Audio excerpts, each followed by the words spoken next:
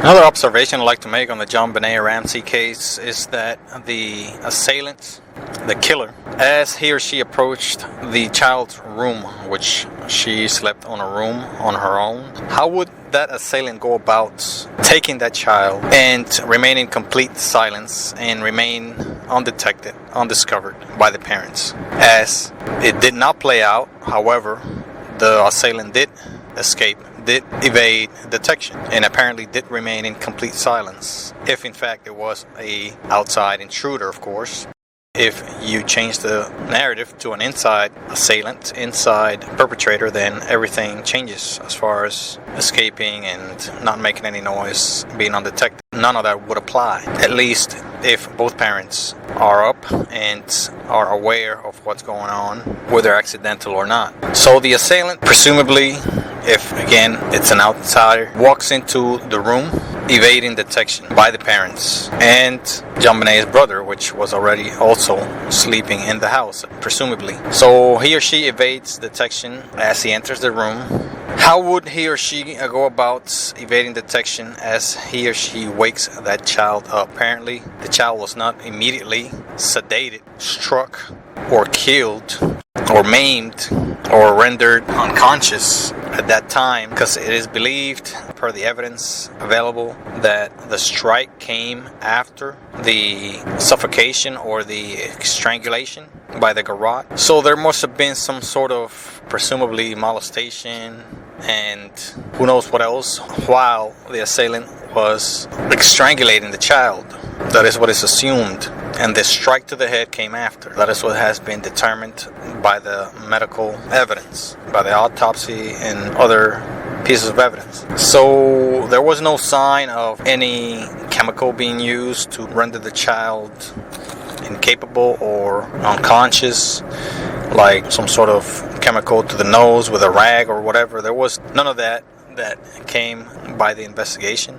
There was no trace of any kind of method, injection, or any kind of chemical in the body that was detected that could have been a sedative to render the child unconscious so she won't scream, make noise, struggle. Even if you put a duct tape, for example, in someone's mouth, you're going to render that person not able to speak, but that person could still make noise. Noise does exit through your nose and ears, I believe, and your face, your throat. You could make a significant amount of noise even with your mouth closed. Not only that, but the struggle itself is going to create noise, kicking, perhaps waving, swinging of the arms and legs, head, the body, all of that. And the struggle of a person, no matter how strong, with a struggling child, you will create some sort of noise, which it is very easily detectable by sleeping parents, all of which were not that far away. I mean, the house was large. However, the interior, I believe, was quiet, and I don't believe there was a lot of outside noise that may have blocked or drowned out any kind of struggle. So that's quite unusual and quite unlikely that someone is going to remain silent, completely silent and undetected while struggling with the child. There is a theory about a stunt gun being used, which is, I think, and many believe to be weak and based on very feeble evidence, very feeble circumstances. I believe there is a mark, or was a mark on the body that appeared to be and matched the distance, size of the mark of a stunt gun. However, I think it was debunked and proven that more likely than not the child would have struggled and made a whole bunch of noise if struck with a stun gun. But I mean, it remains a possibility that she was rendered incapable with the use of a stunt gun. The stunt gun itself may have made a noise. I believe those make a pretty violent and crackling noise, but it may have been somewhat muffled or covered up by a pillow, perhaps. Who knows? So that is a possibility. But the time between entering the room and perhaps exiting the room with the child is quite unlikely, quite nonsensical that the assailant would not make any noise. Remember, there are 3 other people in the house. And also, to make that theory unlikely, that of the assailant not making any noise, there were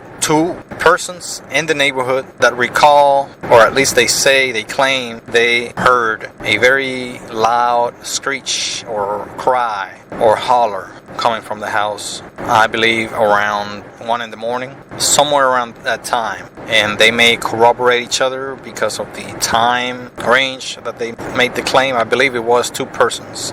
I am sure of one, but I think I've heard of two different persons making that claim that they heard a noise coming from the home, such that of a screaming, screeching child. So that puts the intruder theory a little on the unlikely side when you look at this piece of evidence right here, this observation. One, of the assailant not making any noise while abducting the child and securing the child, carrying the child out of her room. Again, I don't believe there is any evidence that anything occurred in the room as far as where, in fact, did the crime take place. I think that may be undisclosed yet as we speak detail, and perhaps to protect the integrity of the still ongoing, although cold case. But that would be a big detail to know where the crime, the murder, actually took place. If it was in the room, that would make a little more sense. If the child was abducted alive, taken out of the room, be murdered elsewhere, then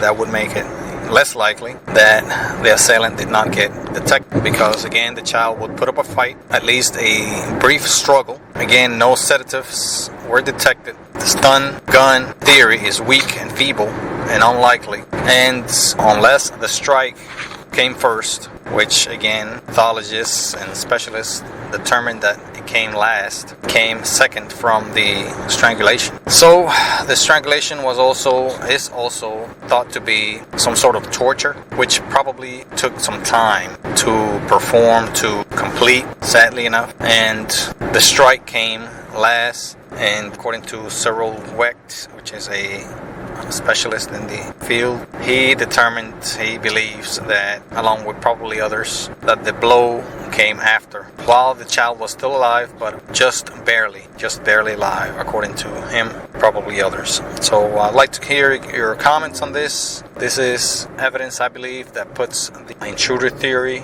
even less likely than it already is, and I'd like to know what you believe about this. Thanks.